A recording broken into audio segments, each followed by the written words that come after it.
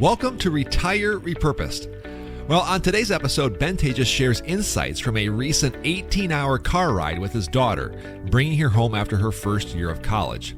And while it was largely a successful year, the challenges that she faced brought light to a powerful truth about happiness that applies directly to retirement. Drawing from Arthur Brooks's research, Ben explores the 4 essential components of happiness: faith, family, friends, and work. Through his daughter's college experience, Ben reveals how shortcomings in any one of these areas can dramatically impact our well-being, and more importantly, how retirees can identify and address these gaps in their own lives to exponentially increase their happiness and fulfillment in retirement. Enjoy this episode. Hey everybody, and welcome to another episode of Retire Repurposed. Jared Sebesta joining you on this show. We've got a great conversation on tap for you today. We're going to talk about some of the main pillars, some of the main things that you need in your retirement to really make sure that you are not only surviving but thriving, walking into a new season for your life and for your retirement. On last week's show, we talked about how to kind of do a rebrand and in rebranding your purpose. And this coincides with a little bit of a transition that the financial business is going through with Taatjes, and they're going through a bit of a name change. And this really ties back to really what makes them tick, their heart and soul, and really their purpose as well. Taatjes joins me on the show now. And first of all, congratulations on all the success of the financial side of your business over the last 20 plus years now, all the people you've helped, and really staying true. I commended you last week for, I've known you a long time, and it's like you've never wavered from your heart and your why behind not only the financial business, but really who you are in general. Yeah, and I appreciate that. And it's been fun to make this change. Some people, in fact, I just had one of a longstanding client in with me today, and she was like, "Isn't this hard, removing your name from something that you built?" And I'm like, well, yeah, I had a part of building it. It was my idea, and I started meeting with people. But she's like, "You used to be the one that answers the phones and do everything." I'm like, "I did, but that's the point." Yeah. Right? We've grown so much, and there's so many other people that are now part of this organization, and so many other people are making this company grow as fast as it is. So, no, I think it needed to change. And like we shared last time, such a when we're able to say, God owns it all. And that is part of this transition for me, is like, okay, even removing your name from it. And if you have a family name and that's, you want to keep it in your business, that's great. Hallelujah. I love it. In fact, one of my good friends was just telling me, well, we're keeping our name for this and that reason. I'm like, no, it's okay.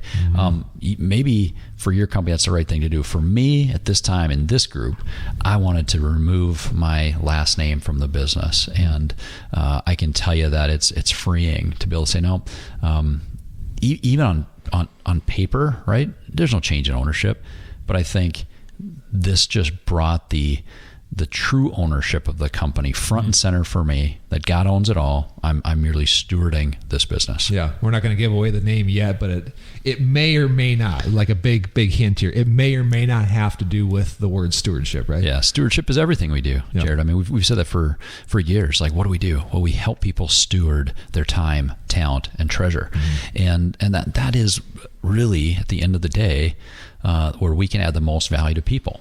It isn't, picking stocks or mutual funds or ETF, whatever type of investment, management that we're doing. It is helping them see the greater work of what they are stewarding, mm-hmm. right, in all of their assets, helping them see, what am I stewarding? What do I need to live on? And what do I do with the rest? That very simple to complex plan that starts with those 3 basic questions gets really complex and in the weeds, and then comes back to that same simple 3-step process of, what do I own? What do I steward, right? What of that do I need to live on as far as income? And then what do I do with what's left over? Yeah, pretty simple process, but a lot of power behind it. And I would say, from a business standpoint, from an individual standpoint, it's like you kind of have to go through, you have to shed the skin, right? Like there's got to be a graduation. There needs to be, if we want to keep leveling up, that's what has to happen. There has to be a walk away, so to speak, whether, physically walking away from a job, but like a leveling up to where there's a new level of more authenticity and more alignment. And that's kind of what I see happening here. And again, to tie it to last week's show, retirement, that's like a shedding of the old skin, and what a phenomenal time now to really step into something new. Yeah, that's the cool thing about it, is like it does dovetail nice with what I see so many clients do. It's like, yeah, I found some identity in my building this company. You deal with a lot of really successful people. So either you've done a great job leading a massive team in your organization, or you've built a business up to where now it's being sold for millions and millions of dollars. Yeah. Well, there is going to be, as you said, like a major identity shift and a shedding of skin. Like you are now looking at life differently. You are now going to struggle to some extent if you're not careful with that transition, and that's what I love doing. Yeah. Well, again, it's a rebrand, it's a leveling up, it's you expanding, growing to a new level. So again, congratulations on the success of the financial biz. And I think it's spectacular. If you missed last week's show, want to hear that conversation in its entirety, please go back, check it out. Make sure you're following us on your favorite podcasting platform. Like, subscribe, leave a 5-star review while you're there. We would sure appreciate that. Well, on this week's show, we're going to talk more about what it takes to really identify to living a really, truly powerful, engaging, expanding type of retirement. We're going to talk about 4 specific things that a retiree needs to really have to have this kind of a life. But before we do that, this was kind of sparked by a conversation that you had with your daughter, and congratulations, your oldest daughter now wrapping up her first year of college, and recently you went all the way out to the East Coast and picked her up, didn't you? Yeah, so she decided to go to, again, I made the deal. I said, you go to a Christian school, I'm going to pay for it. And I thought that'd mean she'd choose one of the local Christian schools, nearby Minneapolis. There's some good ones. Maybe Dort, Bethel, Northwestern, right, or where I went, to Dort College. But nope, she said, I found one out east. And I'm like, how far out east? She goes, well, Lynchburg, Virginia. So she ended up spending her freshman year out in Lynchburg, Virginia at Liberty. And man, that's a long ways from home. And what I learned on the 18 hours of driving time with her, which by the way went, the blink of an eye. It was so quick, that drive, and it was so rich and so much fun. When was the last time you had that much time with her alone? No, I know. I think everybody should take a road trip with their kids, just the two of you. It was so fun, Jared, and man, to hear the words like, Dad, you were right. It actually came up a couple times. Yeah. And you got teenage, right, girls, and that to me, man, I've raised 2 beautiful young women, my wife and I, and it's not easy. Teenage girls, teenagers of any kind, but there's a season there where you feel like I think they think I'm literally a moron at times, and did. That's where I am. You're in the middle of it. Yeah, it's like speaking my language. I sometimes you go home from work and literally I think they could run my company better than me. That's how much they know. But the reality of it is, at some point, they come back and they realize, oh, Dad, you did know what you were talking about, and those things that you told me, those truths, those important lessons that you were teaching me mattered.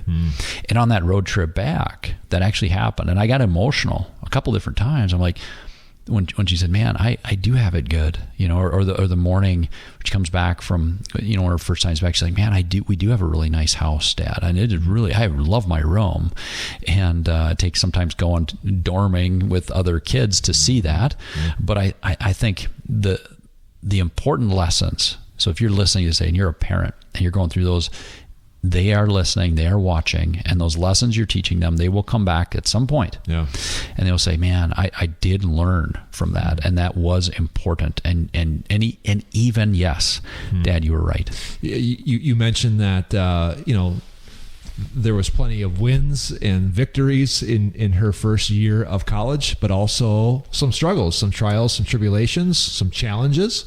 You had a chance to dissect some of those challenges on your drive back. And this kind of ties back to Arthur Brooks, once again, an author that we brought up many times on the show, but he's written books and talked about these 4 different concepts, and you were able to kind of really get into a deep conversation with her in alignment with some of this Arthur Brooks stuff as well, right? Yeah, Jared, everything I'm doing, it seems like it ties back to learning more so I can impact, my family first. Like if I'm reading something, I'm hearing something, I want to be able to pour that into my daughters, right? But also our clients here. Yeah. And these things we're going to talk about today are so impactful as far as for a retiree, because the shifts and the things that are important to keeping them happy and content in life is for everybody. So I was able to kind of have this conversation with Lauren around like your first year wasn't ideal. It was hard, right? So anytime you move across the country and you're all by yourself, right? You will be faced with adversity. There will be challenges. So incredibly proud of her for sticking out the whole year and learning what she did about herself, about her faith, about how she looks at life, all these things, and couldn't have been a better place at this Christian university, Liberty, and it was a phenomenal experience. I asked her, I said, "Would you do it over?" She's like, "Yeah, I would. I learned so much."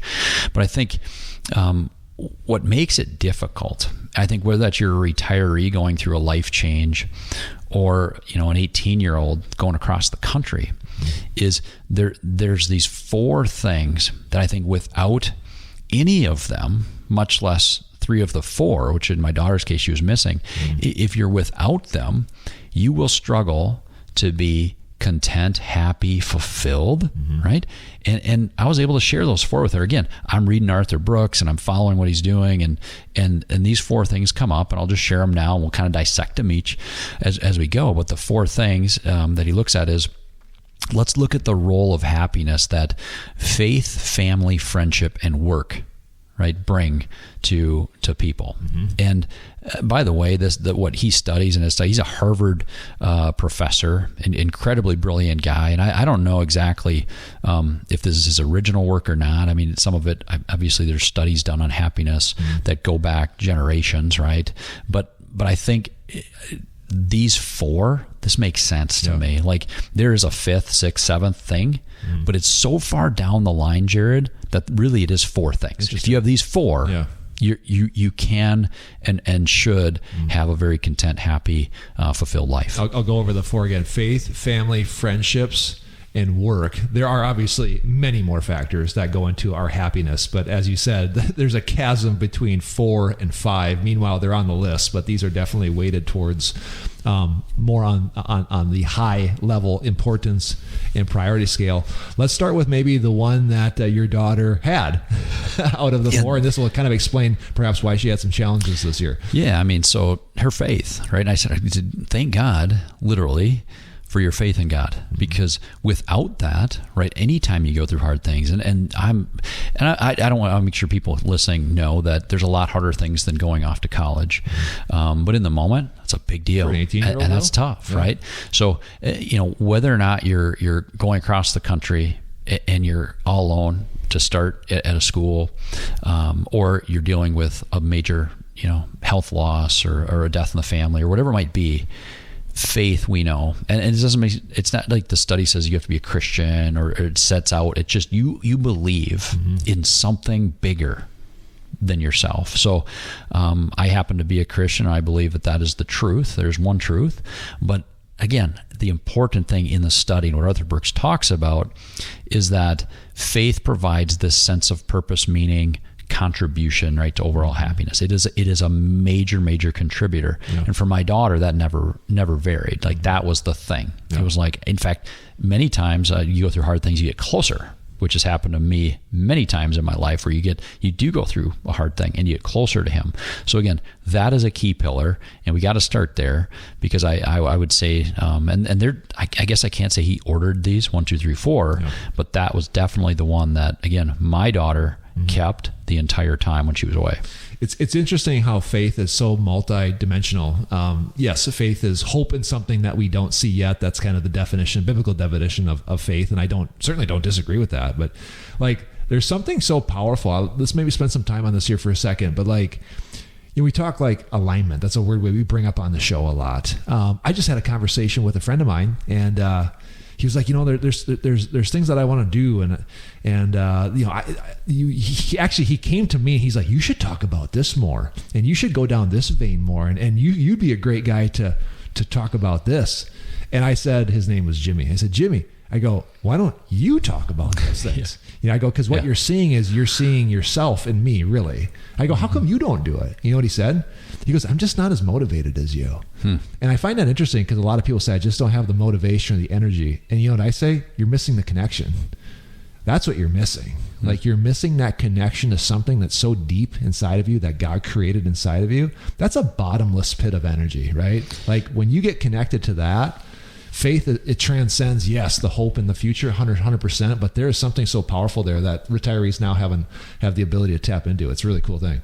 Well, yeah, I think, God made us in his image, right? So when we are not walking close to him, he's not speaking to us. I've had that personally. When I'm not in his word enough, he's not talking to me nearly as clearly because I'm not there to let him, right?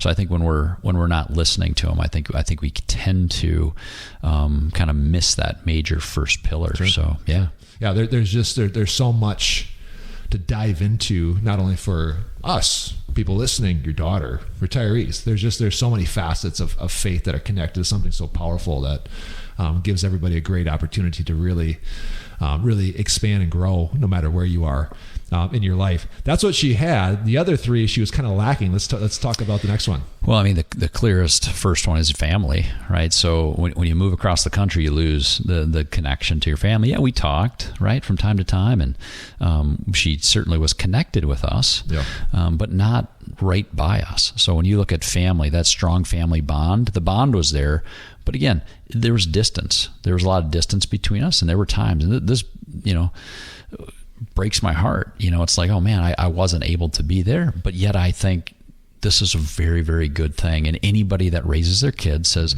when they first move away, it's hard on them, but it's also really hard on the kid, right? But that's what you want them to be, is moving away from your family, but still connected. Sure. So I think when I looked at her situation, I'm like, well, yeah, Lauren, it makes sense. Like you kept your faith, but the family connection, which I know is very important, physically anyway, wasn't there because you are literally hundreds, thousands of miles away, and we're unable to have that same type of relationship. So it didn't surprise me that when you were not happy and you were kind of going through really some harder times, that would play a major role. It reminds me out of your book where you said, somebody in your book said, I retired and it felt like I lost my family the very next day. Retirees may not have a lot of family perhaps living near close, but yet their work associates can almost kind of feel like family. Well, yeah, for sure. And that ties into the next one, which is friendship, right? And I think for your retirees out there that are listening to this,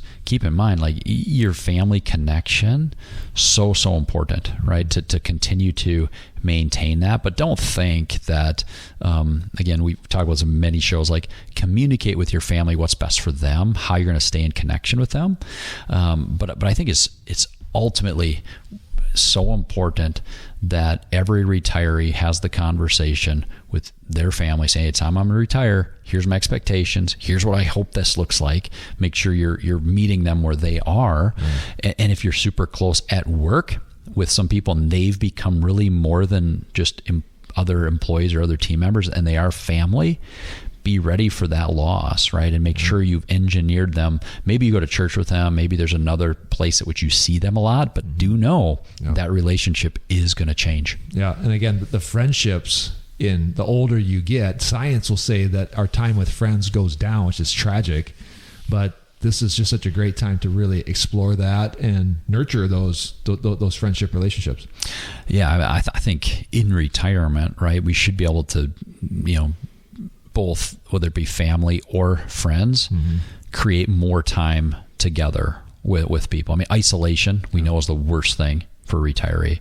So being able to hone in on the family relationships with others, right? Your actual family or your friendships, and make sure that you're continuing to nurture those and not just kind of get isolated even a little bit. I think that's one of the worst things. We know that's one of the worst things for a retiree. Isn't it? It's probably no wonder why pickleball has turned into this phenomenon that it is. Because with all due respect, when I drive past the pickleball courts in our local town, they're packed all the time, mostly with people probably 50 and 60 and above. Yeah. It's no wonder. But yeah, because health is a big part of this, right? Staying healthy and active. Yeah. But the friendship piece, that's huge. And going back, remember Blue Zones and the study we did on that, and reviewing that work with Buettner, right? So their organization, man, that showed us a lot about how important the friendship connection was. Something, again, deeper than just like, hey, how's the weather? Right. It's a lot deeper than that. Yeah. Going back to the whole pickleball thing, in my pickleball friends, they just play for hours. Like, they're not having a conversation over coffee. Like, they're playing for hours. I've even seen it online where they have to put up signs now and say you can't play pickleball here because it's disturbing the neighbors. Like, really? it went from one of those things where they were embracing it, and now it's so popular. It's like, you can't play here because it's too noisy. That's another podcast for another day. But the point is that what a phenomenal activity that is multifaceted, helps our physical health, but also too just the fun in that to share with people is such a powerful thing, no matter what age you are, but especially for this group of people. We got a couple of minutes left. The last one, work. Boy, this is our bread and butter. This is our love language here, right? Yeah, for sure. I mean, I think that's something that from the very beginning we have highlighted, and in the book Repurposed, I talk about that is like meaningful work. And some people will say, well, I mean, I got to work forever? No, but you do have to keep a cause greater than self, and actually not just achievement, but you have to keep a tie to contributing to people, right? And I think that sense of purpose and a cause greater than yourself, work does that for us automatically. We're part of a team. We help others around us. We create things that people use.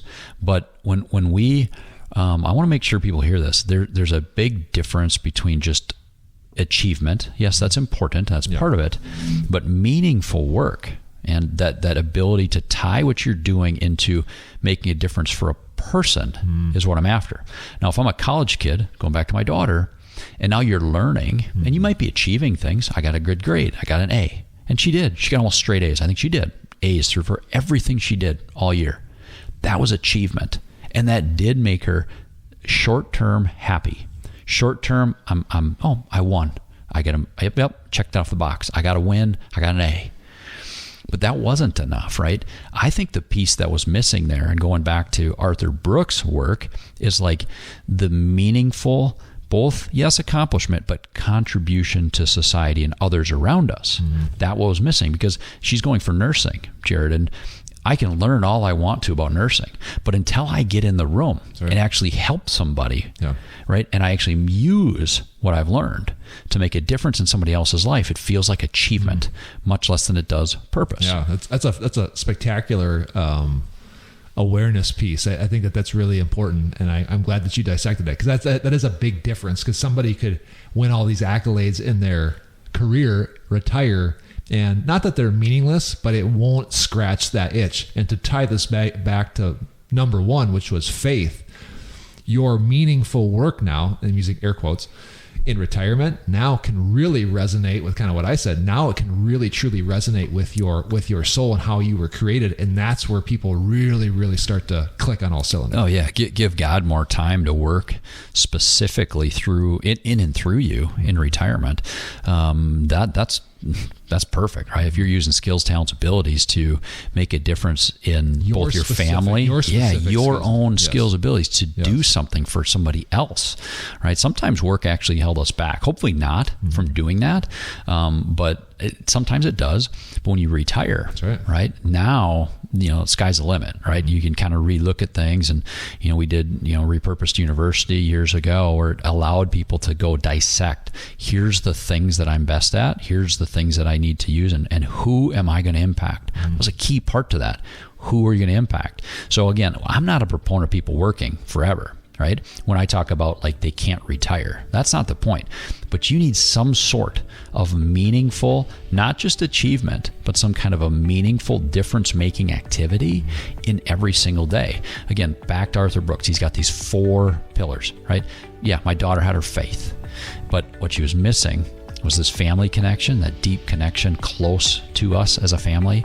Friendship, the ups and downs, and you're learning to meet new people, and maybe some of them didn't work out quite as she thought with this friend or that friend. And then, of course, work. Achievement, yes, she got her good grades, but didn't have that meaningful connection, right, to how she was going to make a difference in other people's lives. Securities offered through Avantax Investment Services. Member FINRA SIPC. Investment advisory services offered through Avantax Advisory Services. Insurance services offered through an Avantax affiliated insurance agency.